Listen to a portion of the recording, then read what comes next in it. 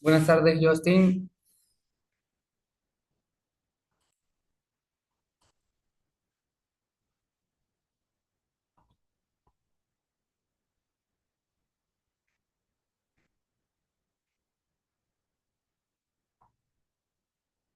Ok, ¿me confirmas, Justin, cuando puedas visualizar la pantalla para dar inicio a la clase?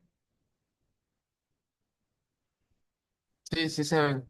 Ok, continuando con la clase anterior, la gran diversidad de mamíferos hace que sea necesario una subdivisión de distintos órdenes. Estos órdenes se dividen, pues, como nos indica el texto, en ciertos grupos.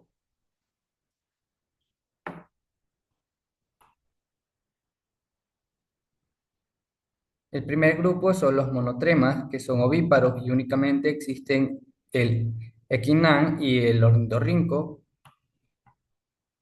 El siguiente grupo son los marsupiales, el desarrollo del embrión bajo que termina en la bolsa del marsupial después del nacimiento, por ejemplo, el canguro. El siguiente grupo es el edentados, tienen un punto de articulación extra entre cada vértebra, no cuentan con dentadura o tienen una única hilera de dientes sin esmalte, por ejemplo, el perezoso.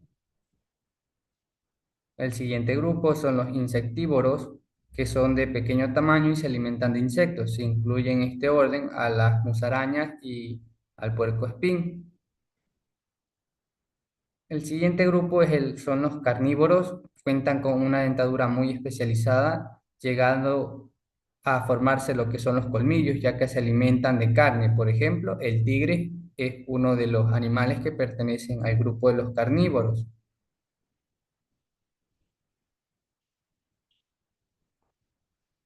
El siguiente grupo son los quirópteros, poseen una membrana entre los dedos que se asemeja a las alas de las aves y que les permite volar. En este grupo están los murciélagos. Le siguen los lagomorfos, que tienen dos incisivos completamente cubiertos por esmalte y de crecimiento continuo. Son los conejos y las liebres los que pertenecen a este grupo. Los roedores cuentan con un incisivo en cada mandíbula y un segundo incisivo de crecimiento constante. Por ejemplo, los ratones son parte de los roedores. Justin, ¿puedes continuar con la lectura? Sí. En artiodáctilos. Herbívoros con patas terminadas en pezuña, con un par de dedos, de los cuales los más desarrollados suelen ser el tercero y el cuarto. Por ejemplo, las llamas y las jirafas.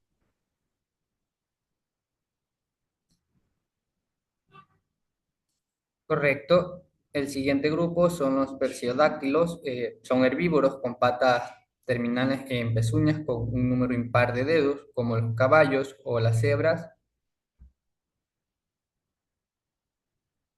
Le siguen los proboscides o cirios, que poseen trompa y al ser incisivo forman un colmillo defensivo de crecimiento indefinido. Los elefantes son un ejemplo de esta clase.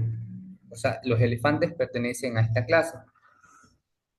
Los cetáceos son mamíferos marinos cuyas extremidades están transformadas en aletas natatorias, o sea, para nadar, por ejemplo, las ballenas y los delfines.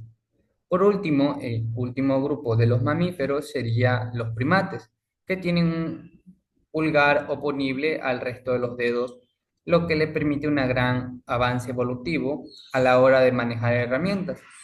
Y a este grupo pertenecen los monos y el ser humano. Tenemos la diversidad biológica. Como hemos visto a lo largo de la unidad, existe lo que es una gran diversidad de organismos vivos, pero la diversidad no debe tratarse únicamente a nivel de especies, sino que existen distintos niveles en los que se puede hablar de biodiversidad. Entre ellos, pues, son lo que son los ecosistemas, los animales y plantas y organismos que viven dentro de estos ecosistemas forman una gran diversidad biológica. Tenemos la diversidad génica. La diversidad génica también se conoce como diversidad intraespecífica, ya que hace referencia a las distintas posibilidades de individuos en función de sus características genéticas que pueden existir dentro de una misma especie. Se basa en lo que es las variaciones de los individuos que conforman una misma especie. Una falta de diversidad genética o interespecífica puede ser muy negativa para una especie, ya que esto provocaría un riesgo alto de extinción. Al haber poca diversidad, esa especie tendrá poca variedad de características, con lo que le será difícil adaptarse a un posible cambio. Esto se traduce en un mayor riesgo de desaparición ante un posible cambio en el hábitat.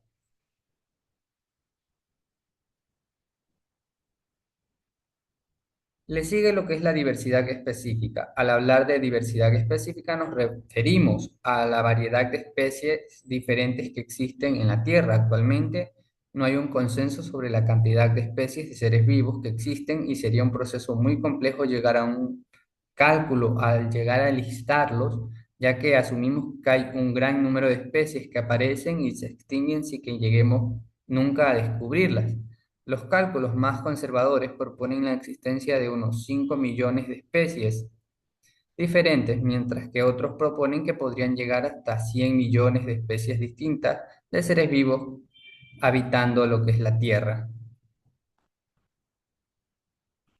Por último, tenemos la diversidad ecológica. La diversidad ecológica o ecosistemática se refiere a la variedad de comunidades que conforman un ecosistema o a la variedad del hábitat que da origen a un bioma.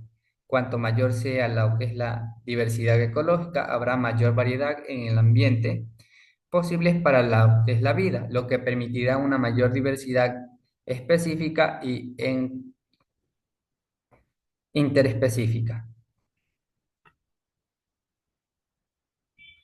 Ok, Justin, ¿tienes alguna pregunta hasta ahí con respecto a lo hablado?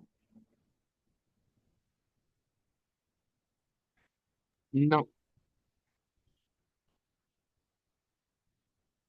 Ok, entonces vamos a hacer un pequeño ejercicio, Justin, de lo que hemos visto y hablado en la clase del día de hoy. Justin, dime algún tipo de grupo o un ejemplo de un grupo que pertenezca pues a la variedad de los mamíferos.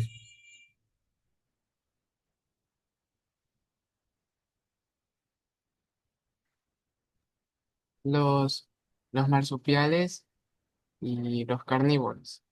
Ok, correcto. Un ejemplo de estos grupos sería, Pues los marsupiales son los canguros y los carnívoros encierra tanto como el tigre, el león. correcto. Segunda pregunta, Justin. ¿Cómo definirías la diversidad biológica?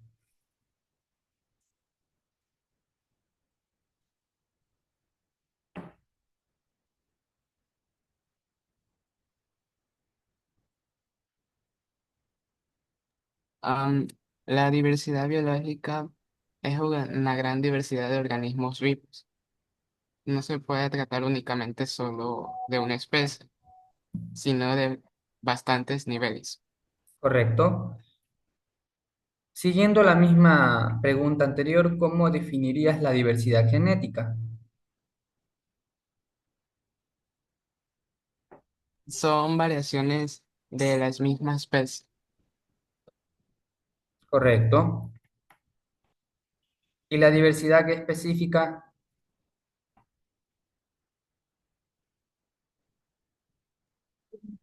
Nos referimos a la variedad de especies diferentes que existen en la Tierra. Correcto. Por último, Justin, ¿cómo definirías la diversidad ecológica? La diversidad ecológica se refiere a los ecosistemas, la variedad de los ecosistemas o las comunidades. Correcto. Listo, Justin. ¿Tienes alguna pregunta? No, Ok, vamos a pasar entonces a explicar la tarea.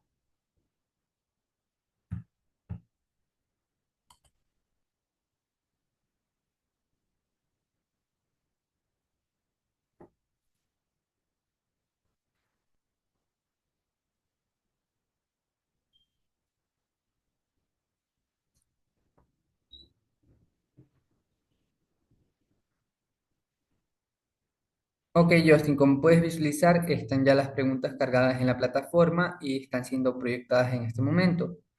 ¿Qué son las preguntas para la actividad en clase? Constan de tres preguntas en esta ocasión, las cuales son: ¿cuál es la función principal de la trompa de los proboscideos y qué otro rasgo distintivo poseen este grupo de mamíferos?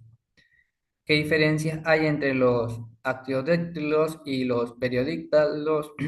Da un ejemplo de cada uno. ¿Y por qué los primates han logrado un gran avance evolutivo en el uso de las herramientas? Esas son las tres preguntas planteadas para la actividad en clase. ¿Tienes alguna pregunta con respecto a esta actividad, Justin? No, no tengo. Correcto, vamos a pasar entonces a la siguiente actividad, que consta de realizar un mapa conceptual que represente a los tres niveles de biodiversidad: génica, específica y ecológica, con un ejemplo de cada uno. ¿Tienes alguna pregunta con respecto a la actividad, Justin? No, Ok, Justin, entonces ya puedes realizar tu actividad en clase. Si tienes alguna duda o pregunta, puedes consultarme por este medio en el horario de clase o mediante la plataforma. ok, licenciado. Adiós, cuídense. Tengo una linda tarde. Ok, gracias, Justin. Igualmente, ten una linda tarde.